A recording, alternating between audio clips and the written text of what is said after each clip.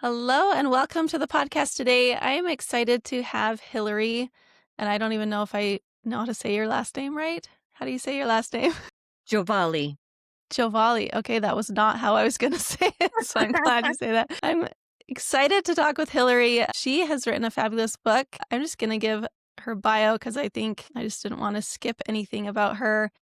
Hilary is a mother, writer, and community organizer. She is a ninth-generation American settler descended from Celtic, Germanic, Nordic, and indigenous peoples of ancient Europe. As an active reparationist, her work is guided by intuition, love, and relationships. In her book, Becoming a Good Relative, Hilary explores what it means to come into conscious relationship with our ancestors, especially when those ancestors benefited from colonization, stolen land, enslaved labor, and systemic racism. In relationship with Indigenous peoples, places, and movements, she traces her own lineage and identity while inviting readers into ancestral memory, grief, truth-telling, apology, and reparative action. The book weaves together personal story, spiritual practice, and practical pathways for responsibility, including wealth redistribution and embodied repair. It asks not only where we come from, but how we choose to show up as relatives today. So I have your book here. I've been taking notes, highlighting things, and I'm so excited to talk with you. So thank you so much for coming on the podcast today. I'm excited to dive in our chat here. Is there anything else in that introduction you wanted to add or Well, we'll just get into it? I would add also that you just showed the cover of the book, and on the cover of the book is an illustration of a sacred mountain where I live. And I live on Hopi, Havasupai, Dene Pueblo land in what is today called Northern Arizona, Flagstaff. And that mountain is revered by all the indigenous nations of this region, by more than 13 groups. And she is a grandmother. She is a being of kinship. She is a being of love. And I have been very fortunate to be able to build relationships with indigenous peoples over the years who have helped me understand the significance of this mountain. And I've lived here for over 30 years. And so I want to just honor her and bring her in here because where I'm sitting right now, she's currently over my right shoulder. And she is an inspiration and a guide that has led me into this work, I believe, for a purpose. So I want to honor her to begin our conversation today. And thank you so much for having me, Megan. Yeah. That's beautiful. I think in your book, you acknowledge the Indigenous in your area a lot. Like you worked with them a lot in different capacities. I think for myself, I live in Canada and there's Indigenous people here still and a reservation, and the land here is very sacred to them, especially the mountains that are right west of me, about an hour away. So I think it's beautiful that you bring that in because I think the land is, I guess the white culture we've lost a lot of that connection to the land, and that you refer to the mountain as she, that Hmm. they are living, right? Yes. Yeah. Yeah, that's right. Yep. So I'm curious. I mean, I've read the book, but for people listening, I want to ask you lots of questions about the book and how we as listeners can implement some of these things in our own lives. But I'm curious, what inspired you to write this book? Well, I never had a goal to do such a thing. I never set out to do that. But about 10 years ago, a series of events started happening where I suddenly became aware that I was descended from people who had immigrated to what would eventually become North Carolina much sooner than I had ever realized. I had only really identified with one branch of my family, and that was a branch who had settled in Canada and the United States more recently in the late 1800s. So, about 10 years ago, I began this journey of unpacking the realization that my people had migrated over here much earlier than I ever knew, that they had been part of colonial land grabs, that several generations of them had enslaved people in Mississippi and so forth. And that created a massive identity crisis for me, a massive spiritual crisis. And to look at that for the first time in what I would realize was 9 generations, that legacy had not been discussed or really even known in the family. And that process of reckoning with that moral injury is what eventually prompted me to write the book. And it was prompted through a divination that I received from an African American elder named Yeye Louisa Tish. I had heard a whisper in my ear about a book that needed to be written. And then I went into this divination with her, and she said the ancestors were whispering to her about a book that I had already written. And I said, I haven't written a book and I really don't have any plans to either. And she said, well, they're saying it's already written and you need to get out of the way. And because she herself is a wonderful author and mentor in many ways, she was able to help me get started in this process of writing this book, which I never really considered myself a writer. I never aspired to be an author, but I also felt that I was being called with an ancestral assignment to tell this story for the healing that needs to happen in the present day. Mhm. Yeah, I like in your book that you start out in kind of explaining your journey, and you acknowledge that at the beginning, maybe you weren't perfect at how you approach things, and you're very real and honest in that. And I think so looking back to those ancestors that you found that had enslaved people that they owned, what was your reaction to that? I guess how did that affect you in your Mm. like day to day? It was like being punched in the stomach. And in hindsight, I should have known because many of us who are white in the United States descend from families who did this and were part of these systems, almost all of us.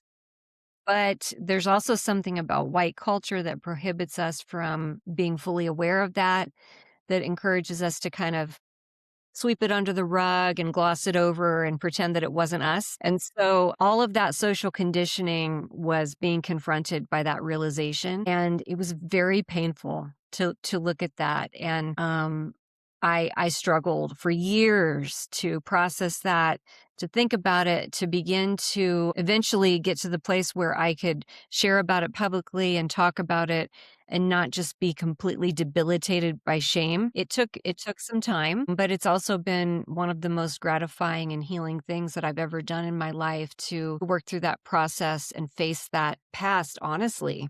Mhm.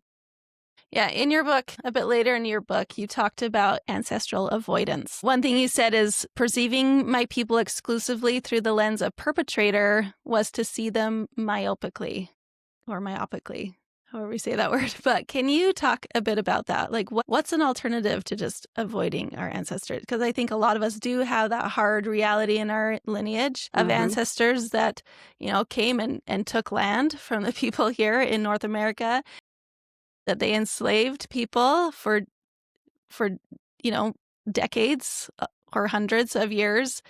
How do we like how do we explore that without just saying, I know that my ancestors did bad stuff, so I'm just not even going to go there? How do we explore that in a way that is helpful? Yeah, I think one of the tendencies that we can have when we've been acculturated into whiteness, white identity, is to want to just say those things are in the past and now we've all moved on. Or those things happened a long time ago and we shouldn't feel guilty about them, so forth. And I know that because as I began talking with white friends and family about my realizations, I heard those things so many times. I realized this is almost like a script that all of us have been taught without really being explicitly taught that, but it's like the water we've been swimming in or the air we've been breathing for a long time. And so, that way of approaching this is not helpful anymore. I think it served a certain purpose for a number of decades. And given where we are right now, socially, environmentally, culturally, we really need to move past that script and we need to develop new scripts. And so, one of the scripts about whiteness that I encountered in myself was like, I don't have the strength to do this. This is too hard. This is overwhelming. I'm going to be shunned. I'm going to be ostracized if I talk about this. But as I persisted and pushed through those things and came out the other side of those narratives, I realized that they're not true at all. And in fact, there is so much peace and healing and joy to be gained on by going through that process that it's very worthwhile to actually look at these legacies in our family, because the truth is that those legacies are not in the past. They are actively playing out in present day.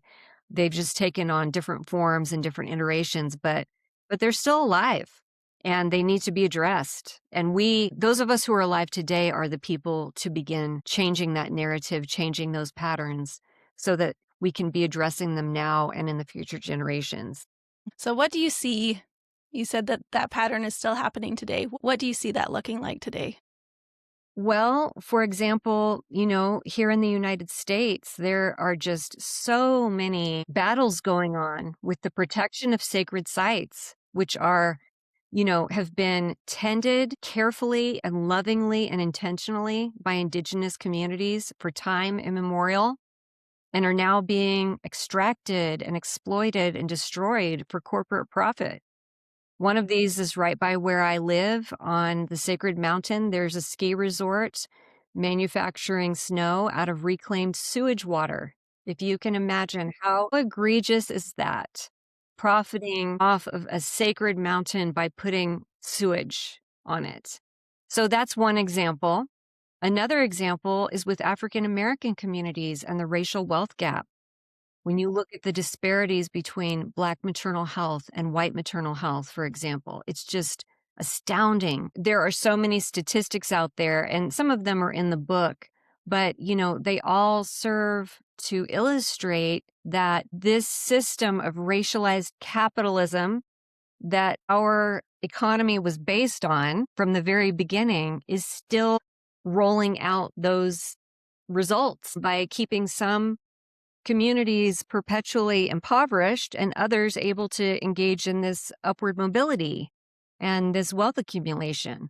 So those are just a few of the examples. And then also in the United States right now, the political climate here is one, when I look at what's going on, I think this is modern day settler colonialism on full display. Some of the things that have happened here over the last year or so, Mhm. it's like we've stepped back into the 16 or 1700s and we are putting different words to things, but it's the Mhm. same mentality.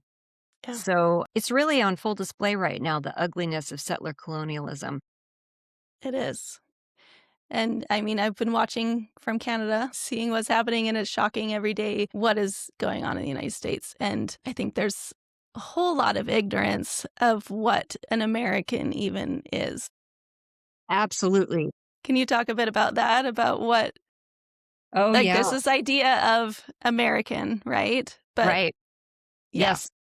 I'd love Well, to hear one your of the thoughts. things, I think that we are taught as American children, especially white American children, we are taught American exceptionalism. And that is like, again, the air we've been breathing our whole lives.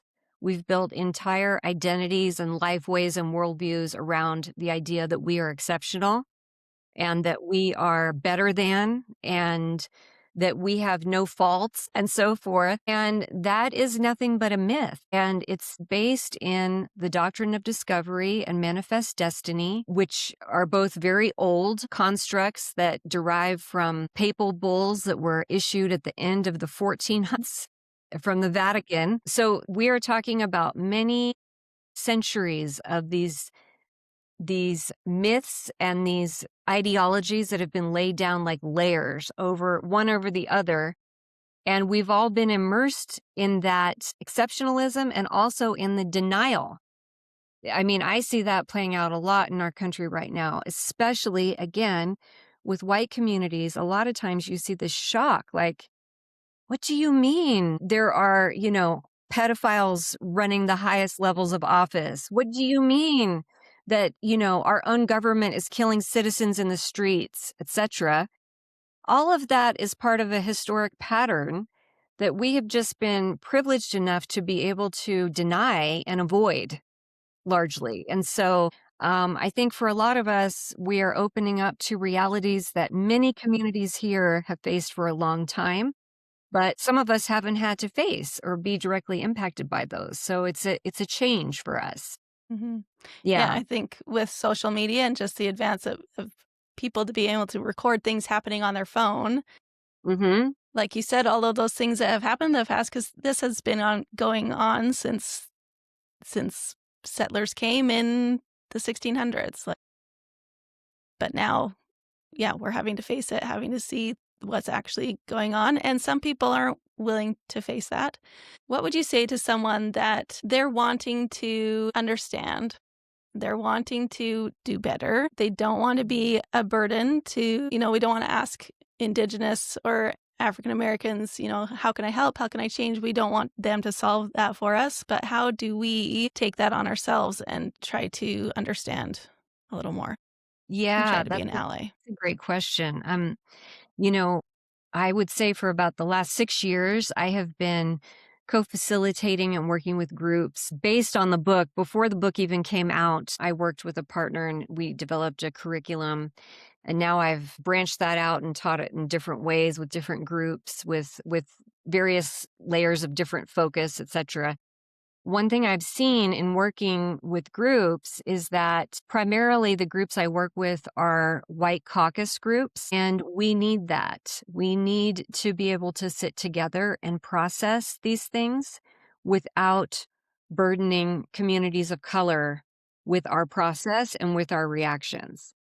A lot comes up for us when we start looking at our ancestral legacies, when we start telling our stories, when we start learning about the history, the real history of what happened here, because many of us were taught whitewashed and false history in school. And so when we begin that process, a lot opens up. There's grief, there's shame, there's overwhelm, there's that tender part of ourselves that wants to be good, gets worried that maybe we're not good enough. And all of these things we can work through together by supporting each other, by walking hand in hand, by encouraging each other, by helping each other to stay accountable. All of that is possible.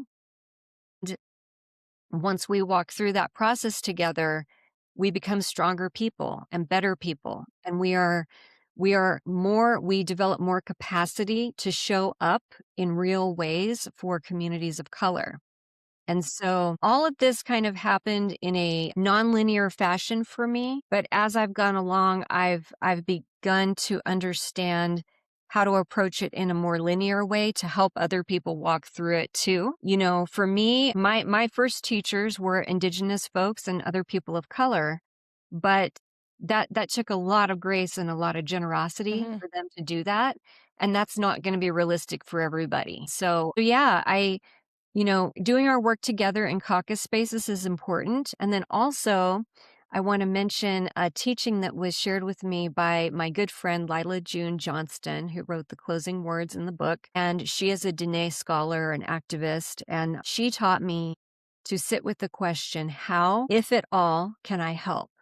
When I am in an Indigenous space or a community of colors space, to simply sit with that question and listen for what the response might be. Because a lot of times we want to help the communities that have been most marginalized, but we don't know where to start. And so we come in with a bunch of our own ideas that may not actually be what is needed. So it can be better to show up, to go slowly, to build relationships, and then to sit with that question and then move in response to what we hear. Yeah. Yeah. Yeah. And I think centering them as Mhm. like they're the ones that have the experience, that have the understanding, and we're Yes. not there to save them, but to support. Yeah. Yeah. So I'm curious. I feel like, as a genealogist, I feel like when I see the crazy stuff happening in the world right now, I'm like, if people understood their own ancestry, their own history, I feel like there would be a whole lot more acceptance, understanding, and I guess seeing everyone more as equals, like that we're not where we were born has very little to do with our, I guess, our place in the world. Like it is more random. Like ancestors were raised in different locations and they came to the United States and like it was not something to be even proud of necessarily. Like it just is, right? And that when we explore and understand that our ancestors were humans that made mistakes, that did things like, I guess it helps us to feel more that we're all just people on the world, on the earth, trying to survive, trying to get along, and trying to make it a better place. But I'm curious in your own exploration of your own ancestors, was there specific stories that kind of helped you maybe understand more? Maybe some of those ancestors that didn't do the best things, but when you looked into their own history, that helped you to understand. Yes, absolutely. One of the things that really helped me was going back to the places where some of my people once lived in Ireland and Scotland and walking on the land and spending time with the mountains and the lakes and seeing their names on the church wall and learning more about those traditional cultures before they were interrupted by British colonization. And there's something about coming full circle with that and recognizing my ancestors had skills that were very similar to the indigenous communities here. They knew how to live in ways that were sustainable with the land. They knew how to be in community. They had processes in place for governance. They had ways of sharing and taking care of each other. They had earth-based spirituality, etc. Realizing all of those things, and it's been through a combination of visiting those places as well as reading a lot of books and also studying some songs and stories with teachers. All of that combined helped me to realize that they were more than perpetrators.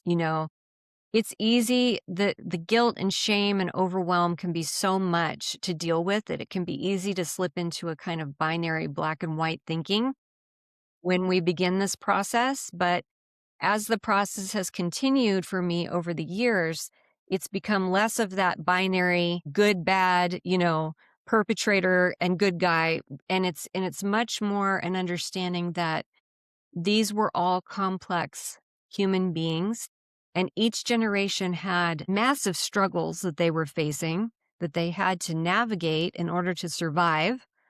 And just like now, we Mhm. all have massive struggles that we have to navigate in order to survive. And so there came to be, at first it was a feeling of rigidity and judgment that I felt.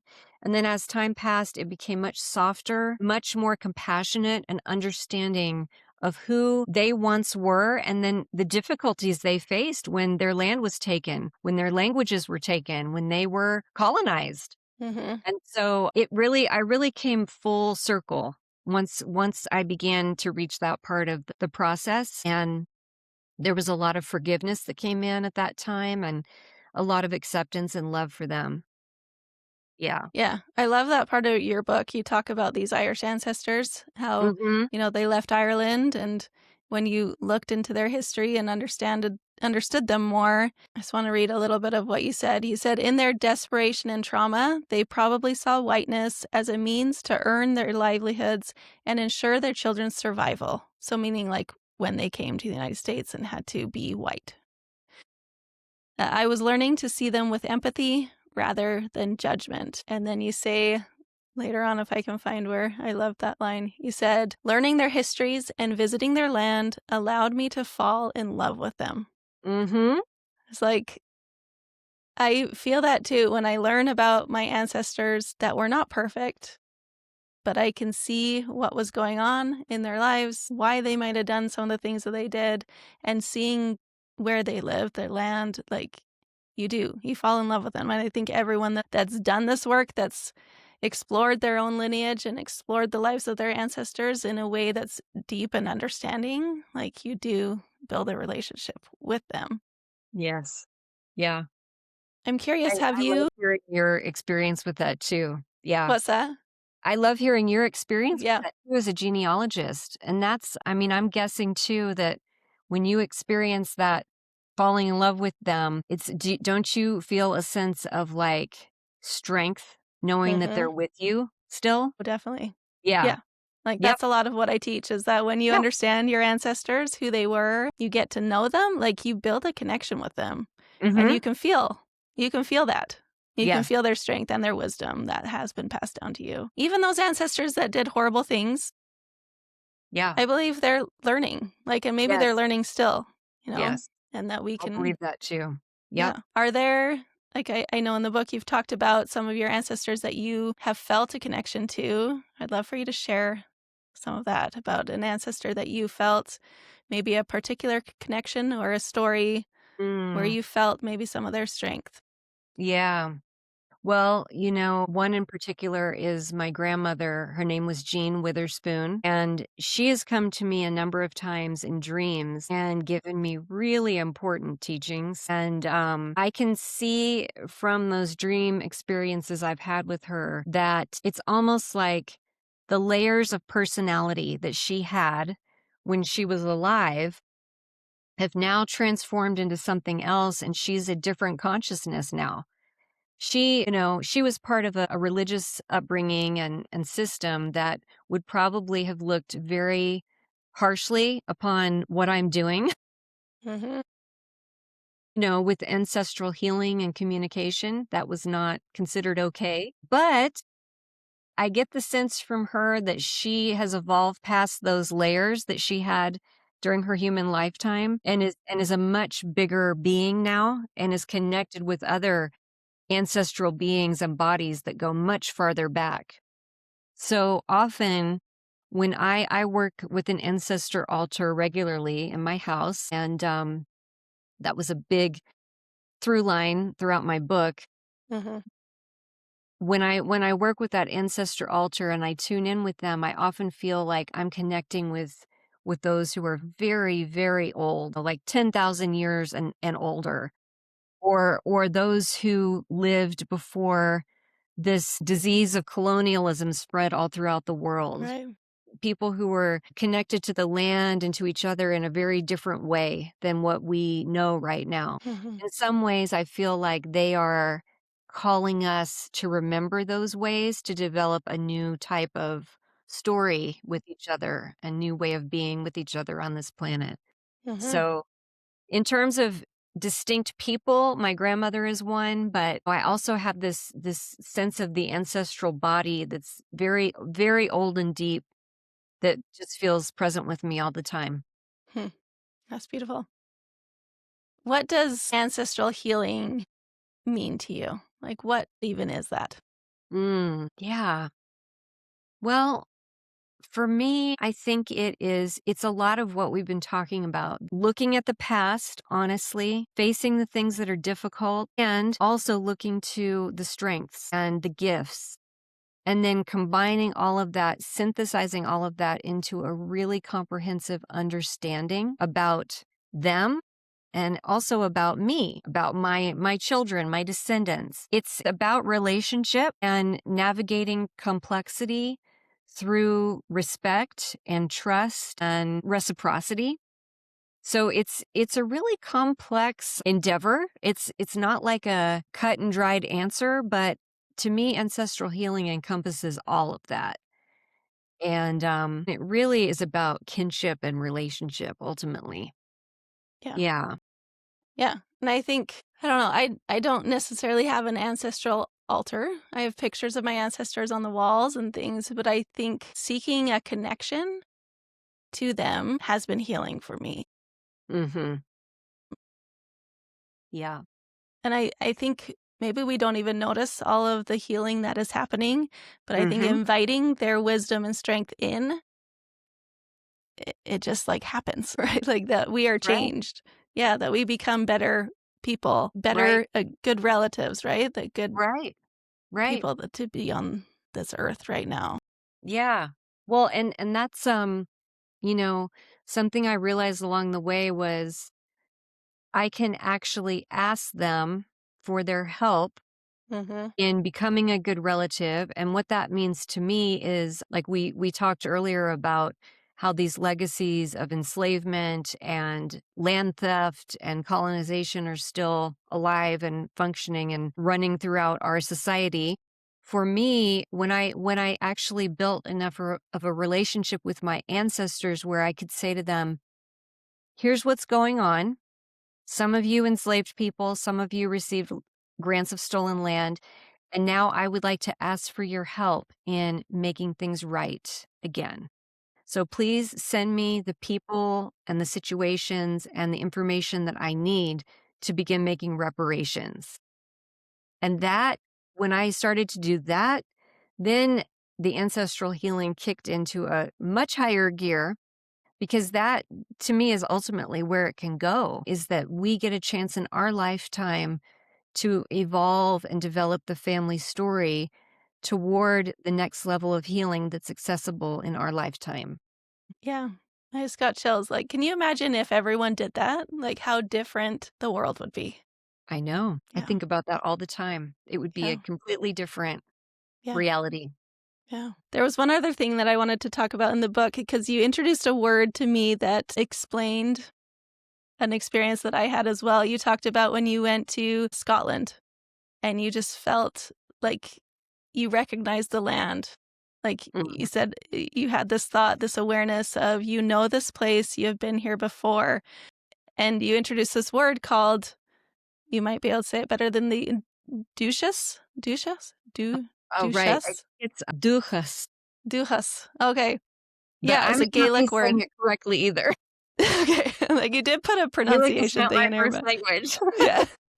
You So, said, yes. yeah, you gave this longing a name, like the longing for the land. It Mhm. derives from ancient cultural and linguistic roots, and it has developed complex layers of meaning over time in both Scotland and Ireland. It can be used to describe a feeling of connection with ancestral land and the hereditary characteristics passed down through families in relation to place.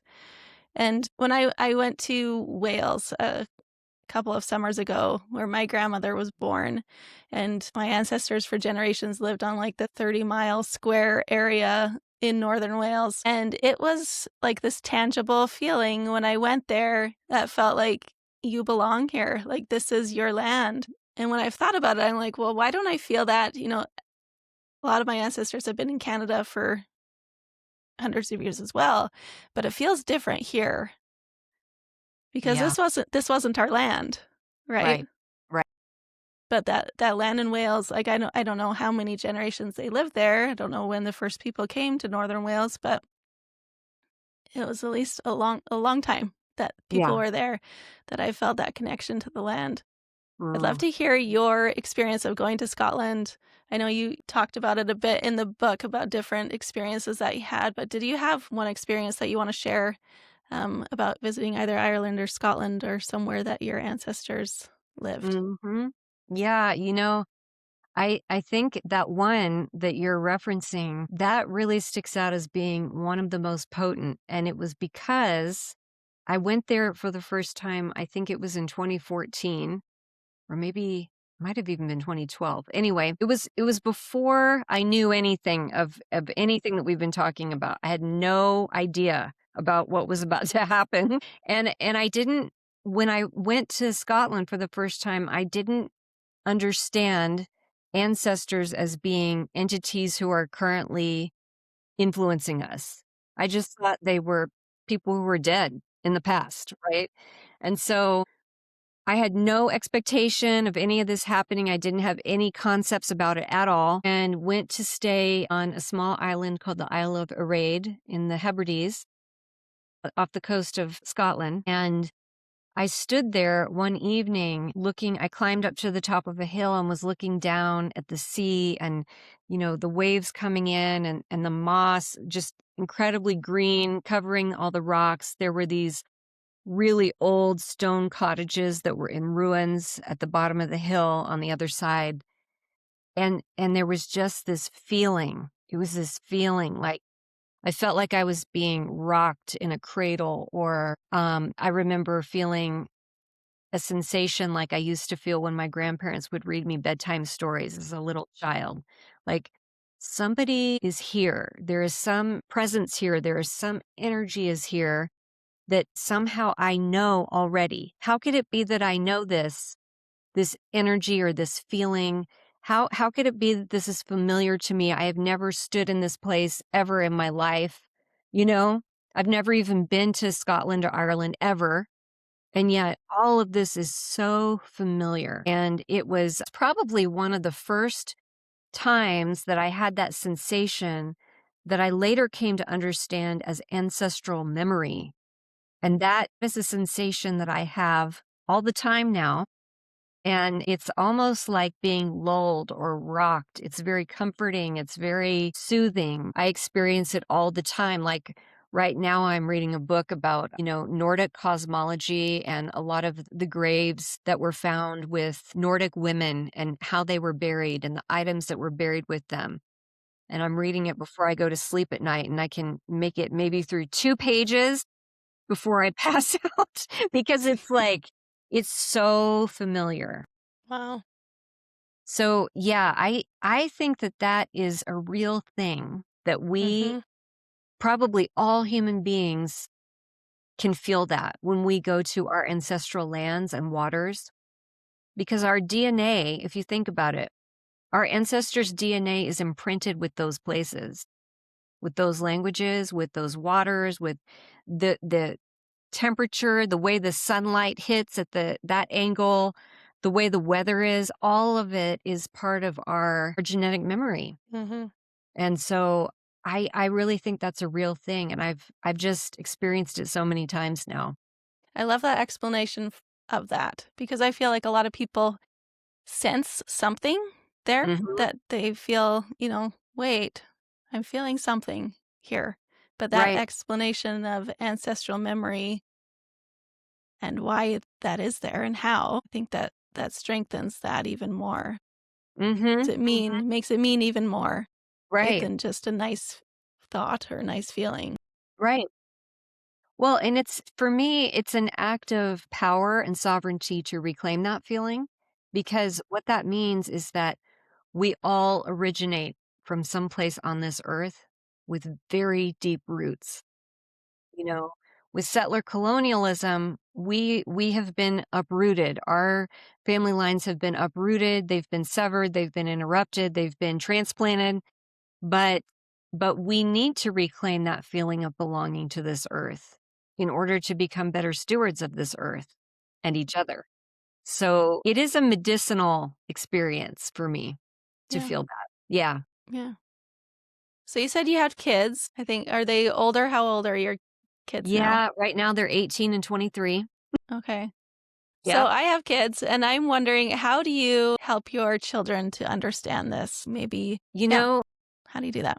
they were really young when this started for me. Yeah, probably about 13 and 7, around those ages. And I think initially it was just a lot through letting them see my process, letting them see that I've got this ancestor altar, that I go there when I need help, that I sit in the rocking chair, that I'm making offerings to our ancestors on certain days of the year, letting them see that I'm crying about the harm that our people did and I'm processing it. Y- And so it was, I think it has never, in my family at least, it's never really been about like beating them over the head with it. It's been much more about just Sharing. being transparent about what's going on, about what I'm working through and why. And I think they probably see things different than I do, and that's okay. They have a different understanding and they're still developing their understanding as young adults. But it was always important for me to show them what's I'm going through so that they can find their own path as they develop in their lives, Hmm. and give them that grounding. Yeah. Yeah. Yeah. Well, thank you, Hillary. I have loved talking with you about this. I feel like we could talk for another 3 hours. Yeah, I'm I'm feeling good. curious. I try to keep them under an hour because I know, yeah, things can go long. But I would love to hear what you are working on next. Like, what are you putting out into the world to help make it better? Well, one thing that I'm doing right now that is super interesting to me is I'm co-teaching a lineage recovery course with a friend of mine named Maya West. And we are working with a bunch of European descended women on the process of reclaiming the threads of our cultural identities, our ancestral cultural identities, and finding ways to practice what is still known about those cultures in ways that are relevant for today. And that is a super interesting class to teach, and it's teaching me a lot. So I'm sure there will be more of that in the future. And then also I want to mention too that, part of what has come out of my work through this process is the idea of making personal reparations plans. So I will share a link to a Google Doc with you for the That'd be show great. notes that people can use because that process of committing to personal reparations is the cure for the pain that we feel when we realize that our ancestors took part in things that were really harmful, you know? So I'm always working on my personal reparations plan and, trying to deepen it and develop it and just keep going with it. So I will include that because anyone can do that. If you have enough free time and the energy and capacity to listen to this podcast, then chances are you have the capacity to make a personal reparations plan too. So yeah, I will share that and it's just open for anyone to use. And that really is a deep form of healing to undertake. Yeah, that sounds amazing. I will definitely look into that because I know that, yeah, I've been starting to kind of dive into that with my own ancestors, looking at what role they might have had in some of Hmm. the colonialism of Canada and the land Hmm. here. Even just coming west from Eastern Canada when they came in the late 1800s, like what that impact was. It's definitely something I would love to look into. I have just one final question. If someone listening feels called to explore their own ancestry in this context, what is one gentle first step that they could take? Yeah. Well, my gentle first step is probably different than most people's. So I'll share that one because it can be good to have different ways to do things. Hmm. So my first step is to encourage people to make a place in your home where you can honor your ancestors. So it can be very simple. You find a quiet corner in a room somewhere, put down a small table, put a cloth down, put a candle, put a bowl where you can place water. I don't use photographs of any people. I use more imagery of like ancestral archetypes. Like I use the goddess Brija and the goddess Kayak, who are both from Scottish and Irish mythology, on my altar, and just begin sitting there every day for a few minutes. Light the candle, put some water in the bowl, introduce yourself to your ancestors, and explain that you would like to know them better. And anything that you are looking for, explain it to them and ask them to help you, and then you just kind of pay attention for what happens. And a lot of times things will happen, lights will start flickering, books will fall off shelves. You will meet someone out of the blue. Whatever it is, there may be a synchronicity or a dream that comes to you that will be like a little breadcrumb on your path. And so then you just start following those breadcrumbs one by one. And pretty soon you're headed in a direction that's ancestrally guided. And also, I would add too, I advise really seeking and calling on the ancestors who are here for healing and who are loving. And, you don't have to call on the people who were doing nefarious deeds. You can call on the ones who are wise and loving Hmm. and ask them to help you. So yeah, that's my first step. That's beautiful. Yeah. I think inviting them in is a powerful, powerful first step. Yeah. Hmm. Yeah. Well, thank you, Hillary. How can people keep track of what you're up to. Get your book. I'm sure it's on Amazon or all the places or wherever you I guess you have a website. Yeah. I'll put that link in the show notes as well. Yeah, it's available on all the major platforms, and then there's also a link that I have on my website to an independent bookseller where I live, so I'll share that. That's great. Yeah. Yeah. And where do you primarily share information? Are you on social media or what's the best I way? yes, I try to share whenever I've got a class or something coming up on Instagram and Facebook, and I've also got a website where I keep a listing of events on my events page. So, Okay, yeah. perfect. All right. Well, Yeah. I'll put those links all in the show notes and definitely explore all those links that I'm going to add that she is going to share with us. So thank you so much, Hilary. This has been a really cool conversation. You are doing so many amazing, wonderful things to help make the world a better place. So thank you so much. Thank you. Thank you, Megan. I appreciate spending this time with you. Thanks for listening to the podcast today. I wanted to let you know that I am running a free 3-day Ancestor Power Challenge on March 31st to April 2nd. I wanted to do something fun to help you connect to your ancestors, not just to learn about them, but to consider how their strength and wisdom and legacy lives in you now. So I'm offering this free 3-day challenge. You can do it for fun. Even if you are a genealogist and know how to research your family tree, this is more than that. This is taking some time to think about an ancestor, learn a bit more about them, and consider how their life is affecting you. So go sign up for the 3-day Ancestor Power Challenge at knowyourancestors.co/power challenge. I will put the link in the show notes and I would love to have you there.